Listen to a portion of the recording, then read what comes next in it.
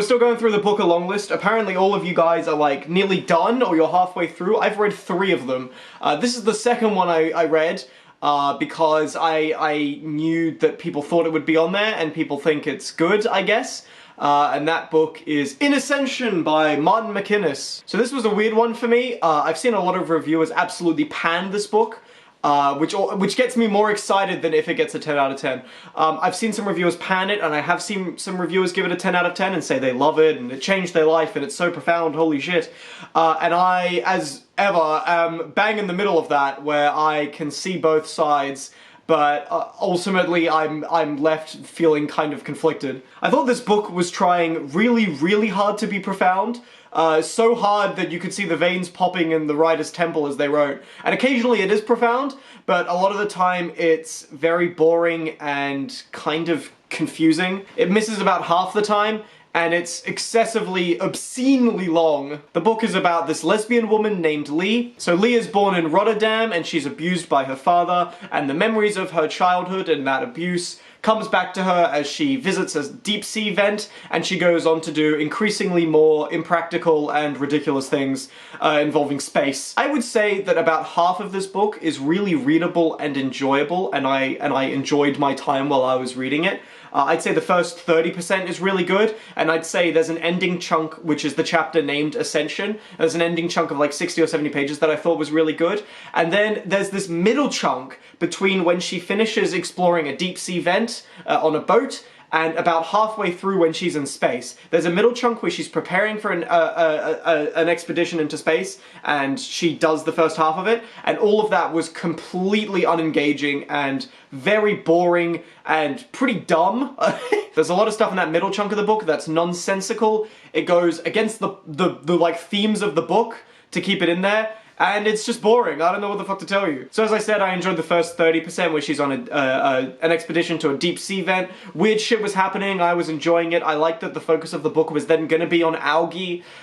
There's this point where someone says, why would the most interesting things in the universe be aliens when life on Earth is so interesting? And that made me smile. I liked that was where the book was going, that it was going to focus on how can we make this algae work for voyage into deep space. But then the book just grinds to a halt any of the interest that you have in that first bit and starts going into ridiculous minutiae through the perspective of this wooden main character as she's talking about how she's preparing for a space voyage. And every detail of the space voyage pretty much doesn't make sense, and the book is focusing on the science of it, so it should make sense at that point, even though it didn't really need to. I don't know. I was checked the fuck out in that middle bit, and the book is better on both sides of that immense gulf in the middle.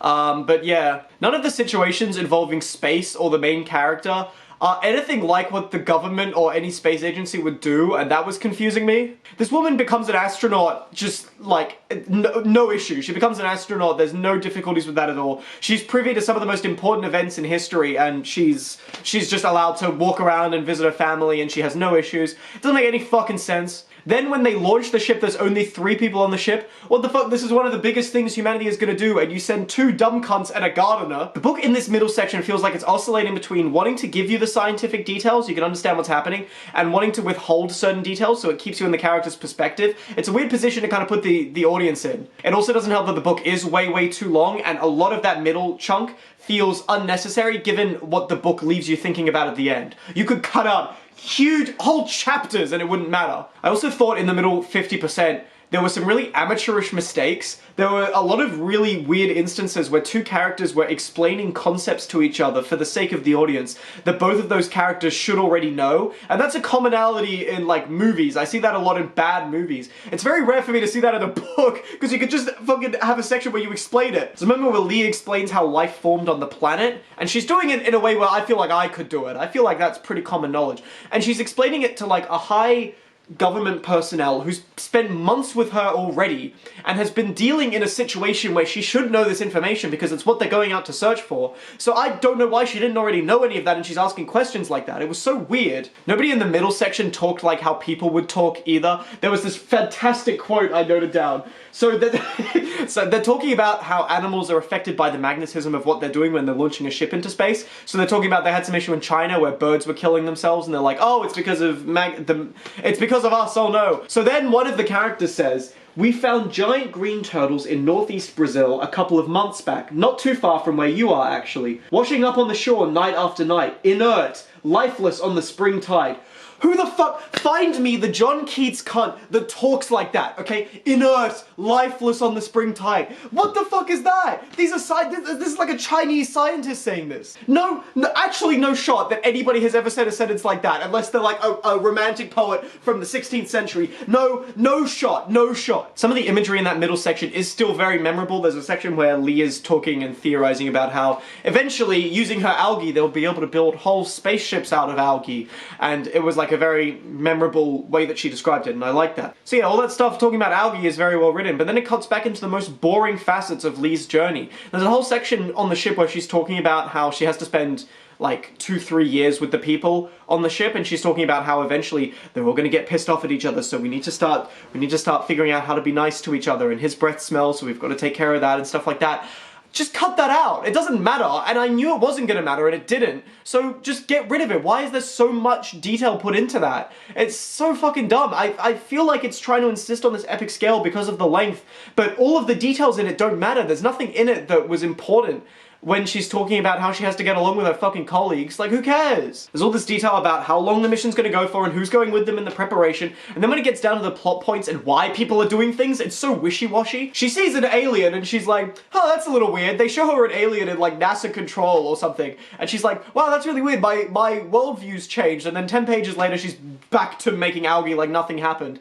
It's an alien! You should be like, holy shit, it's an alien! When they showed the UAP thing in the government, I was freaking the fuck out, and it's probably not even real. But I was like, oh my god! She's just like, no, that's kind of odd. Wow, I feel a sort of sinking feeling in my stomach. Alright, back to my algae, can't get distracted. It's an alien! You didn't even know what you were doing, and then you get shown that. You didn't even know why you were working towards something, and then they show you the purpose of the mission, and you're like, oh, alright, back to it then. Like, this should change everything you're doing! And then because that alien's an oval shape, and something else previously in her mission had been an oval shape, she's like, fuck, gotta be connected, let's go. What? And again, I'm still struck on why she was taken on the mission in the first place, just because she's a gardener. Even if she's indispensable to the mission, there are certain, like, criteria you have to meet as an astronaut to be able to go up there. If she failed even one of those, she can't run. So she just passed all of those, and I don't think we even see those. We see her do, like, a gravity test at one point, but that's not the only thing you have to do as an astronaut. If she has flat feet, she's fucked. She can't go up there. So she's just in perfect physical condition on top of everything. And people have to train for months to turn into astronauts, and years, and it's not just that, they also have to have certain physical requirements, so she meets all of those just casually. I've seen people comment on how derivative the book is. I don't necessarily want to speak to that, really, because I don't care enough about sci-fi as a genre to draw the map back and point out, oh, this is taken from this is taken from that. But even from viewing the book without wanting to do that, I was still picking up really, like, key examples of it. Like, there was sections where I was going, that's from 2001: A Space Odyssey, that's from Interstellar. There are some moments where she's being introspective and I was reminded of Solaris, for example. There's a lot of really clear influences, and a lot of people say that instead of being an influence, it's derivative of that, and I guess I can understand that considering that the book doesn't do a lot to build on it. A lot of the philosophical content of the book is clearly drawn from other media, and I wouldn't have a problem with that if the book didn't emphasize its position on it like it was the first one to do it. Even despite that, I like some of the overarching themes in concept, even if the way they're done is very unsubtle. I really do like the comparative narratives of her mother dying while she's excelling in her work, and that's what's propelling her to do it. But I found it really unsubtle the way it showed it and did it. It removes a lot of the potential place it could have in the mind of the reader at the end when you're explicit about it. Here's one quote that pissed me off. I thought of Endeavour where all this had started, Endeavour being the name of the ship where they discovered the deep sea vent. But however hard I concentrated on the submersible rising, carrying its material from the radical depths, Fenner's image, Fenner is her mother, Fenner's image intruded, returning me to my childhood and telling me this was all just futile escape, that every time I tried to push my past into insignificance, I only committed to it further. My work inevitably returned me to what I fled. Like, what the fuck? You don't have to say it. It's clear that's what's happening. If you don't say it, the audience is thinking about it at the end and going, wow, that's what that was all about. That's really good. That's really deep. But when you explicitly say, What I run from, I end up chasing. Like, shut up. Oh my god, there's this section where it cuts from first person, and it's this transcript of her talking to her therapist. Is that not the least subtle way to show the mental issues that she has? It's like the one time it cuts from first person perspective in her sections. It's like a transcript where the therapist is like, so your dad beat the shit out of you, how do you feel about that? How do you feel? And she's like, you know, I don't really want to talk about it. Why include that? We've seen it. We know how she thinks because we're in her head for 400 fucking pages. You don't have to put that in. It gets to a point where they've passed the spot where the sun's radiation shields us from outside interstellar radiation, and they enter the interstellar zone. And the book kind of strands them in that point and leaves them there, and then it cuts to something else. And I really liked that. That was like a really good point to end the mission entirely. I would have loved to not have even seen any more. The last 60 or so pages that I'm talking about becomes this really beautiful, evocative description of grief and of trying to find out what's been lost. And I found the setting of that, the Ascension Island, very compelling, and I found it just more interesting. I love the idea of ending a book on two completely unrelated characters. I really like that idea. It's something that I'll probably pursue if I ever try to write a book. I just like a concept like that in theory, where you finish the book on the themes because you're not talking about the characters anymore. I liked that, but I'm telling you, when I was reading this, all I was thinking was about half of this book was just bullshit about a mission that's gonna happen and algae. Like, when there's stuff in the book that's as good as the ending is, and as good as the beginning is, really, I'm just pissed off that there's so much of it that feels so unnecessary. If you halved the book and got rid of all the bullshit and a lot of the science, then it would become metaphorical and my brain wouldn't be focusing on the issues surrounding, like, well, why did the government do this? Why was Leigh allowed to go on the ship? Why are there only 3 of them? Why is the ship so small? And stuff like that.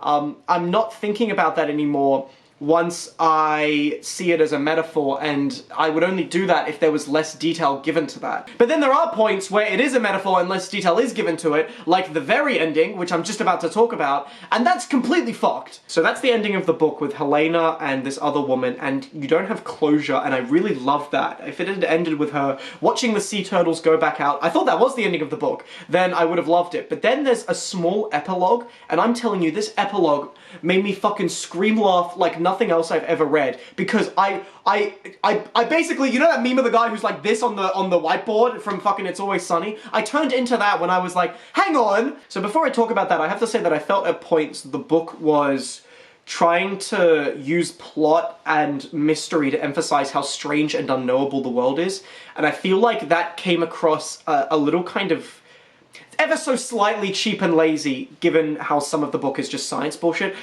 It was annoying me that was the way he was doing it, was like, you never find out what the alien is. Life really is incredible, isn't it, when you don't know what's happening. I just felt like it was really obvious that that was the goal. Again, he was really sweating trying to make the book profound, and that was the way he chose to do it. I don't have any issue with it, really. It was just something that was notable to me, where I was really seeing the authorial intent in terms of what he wasn't showing. Like, you made this up. I'm not left thinking, wow, what was that alien? Because it's not real, you made it up. Like, I know what you're trying to do, so I'm not left thinking about the mysteries of the book. You made it up, I don't care. And when you're trying that hard to get a reaction out of me, brother, I will not react. When you focus on the minutiae of organizing and planning a space travel, and then the book will put you in the headspace of a metaphor, I'm struggling to switch between the two sides of my brain, between logic and just go with the flow. And the way that it does it contradicts some of the logic and the cohesion that's fit into the book beforehand. So here's one example, before we talk about the very conclusion, because I do want to talk about that, and that'll be a spoiler. Before that, there's a bit where these 2 unrelated women come to Ascension Island looking for the sister, because they know that the ship that has disappeared would have to have come back to Ascension Island. That's where it was going to land once it came back. And she was thinking, maybe she'll be here, maybe I'll find her here. And they explore the island, and they go up a mountain. They go halfway up a mountain that's in the middle of the island, so it's like a little bit from the coast. They go up the mountain and they discover this small path, and they go through the path and they find this small cabin, and inside the cabin is stuff set up for them, and it becomes clear that this is what NASA control. This was where they were meant to live when they landed. They land in Ascension and they come in the cabin. But my question is, why the fuck is the cabin so far from the shore? They're landing in the sea! They're in space outfits and they're landing in the sea, and they're coming out, and Ascension Island, I believe, is partly controlled by the military. What do they think is gonna happen? They're just gonna walk up a mountain, probably in bare feet, probably in fucking astronaut boots. They're walking up a mountain, and they go through this path and they find a cabin. And for whatever reason that wasn't talked about beforehand, I went back and looked through the book, they don't mention a cabin. So did they all know that this was what was gonna happen? So the author deliberately omitted that, so it's a shock at the end. But all I'm thinking is, so was this planned? Were they meant to go there? How long were they meant to stay for? Surely the US would just come and pick them up. Why do they have books and beds and shit? How long are they gonna stay there? Months? The US can just come and pick them up! They're astronauts! But, okay, this is where I'm gonna get really annoyed. So my favorite confusing bit is in the very ending of the book. Here we go. So the ending of the book, they pass through the interstellar zone, as I mentioned, Leigh and the astronauts. They're in the spaceship and they pass through the interstellar zone and everything shuts off. They get hit by radiation. And then the book ends as it seems like they're gonna die and they can't turn around and they're lost and it seems like they're gonna die. And then it cuts into the perspective of the two sisters and then it cuts back with them landing on Earth. And what the author is, I think, trying to imply is that they're landing on an Earth 3.8 billion years ago, right? They're landing on an Earth that's a long time ago. That's what I think. Either that or they're landing on a new planet, right? So they're landing on this type of Earth, only it's just water. There's no land masses, it's just water. And they land there, and Leigh's other two astronaut friends die on impact, but for some reason she doesn't. And she notices that all the algae is starting to climb out, and it's all starting to climb over the walls, and it's coming out of her, like, dead crewmates. It's coming out of their suits, and it's entering the water.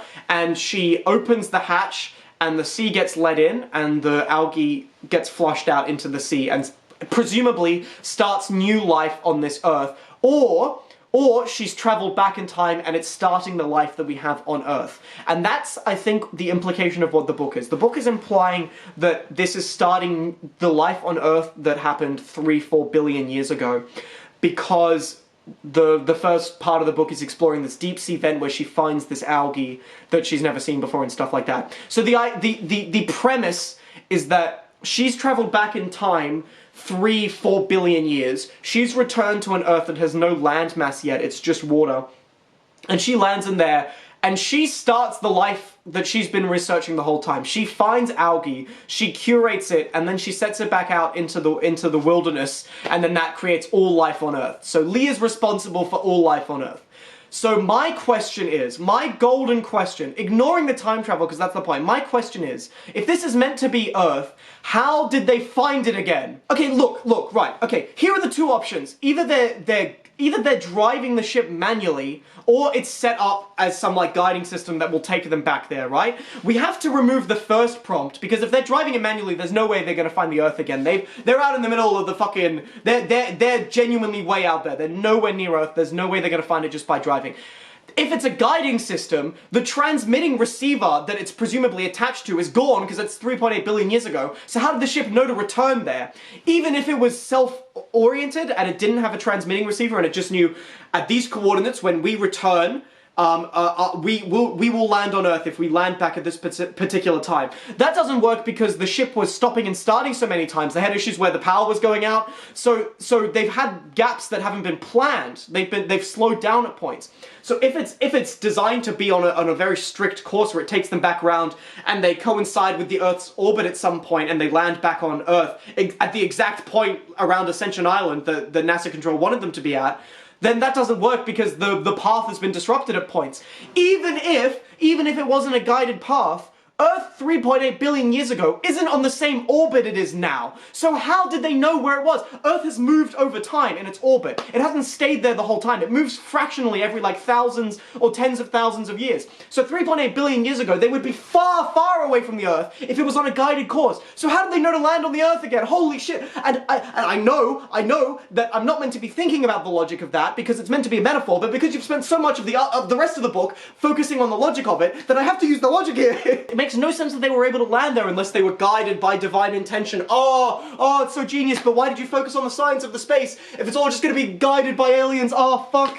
Why did you waste my time? Either you wasted my time in the middle, or the ending is dumb and I'm allowed to use the brain that you've let me use for the 50% in this ending that's dumb. They're searching for the algae in the mid-Atlantic ridge, which is slightly away from where Ascension is, but it's still in the same kind of ballpark, but they shouldn't have landed anywhere near it. No shot, no fucking shot. Even if they've moved over time. Look, they land 3.8 billion years ago, they'd be fucking incinerated. It's not just like a flat bit of water that's nice and cool. Leigh would be fucking dead. She'd be dead before she could even open the hatch. Shut up, fuck off. Leigh starting all life on Earth robbed a lot of the mystery of the book. I don't know why the author felt the need to do that here. That didn't really feel right.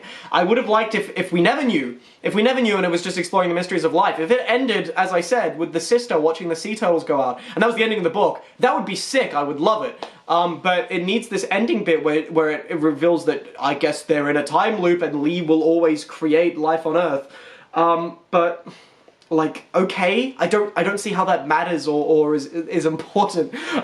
It's a weird way to rob the mystery from the audience, where they reveal that the main mystery of the book, how did life form on Earth, is that it was just this block of wood main character who did it. Like, okay. I will say that ending bit is pretty horrifying. Like, it's a horrifying image at the end of all the algae crawling everywhere, and she's landed on this unfamiliar Earth and the sea is coming in. Like, that's a scary place to end the book, and I really like it in concept, but again, using the logic of the brain I had earlier where they're talking about science and algae and then applying it to that, the philosophical content of the book is very inconsistent, and I don't like it being made to jump around like that. I know I've spent a lot of time yelling in this review, and a lot of it's unearned because the book is doing some really great stuff. There are moments that are genuinely great in this book that I loved a lot. I would say half of it, again, half of it is really solid, but there are big chunks of the book that are uninvesting, and they become more uninvesting when you realize at the end how little they matter.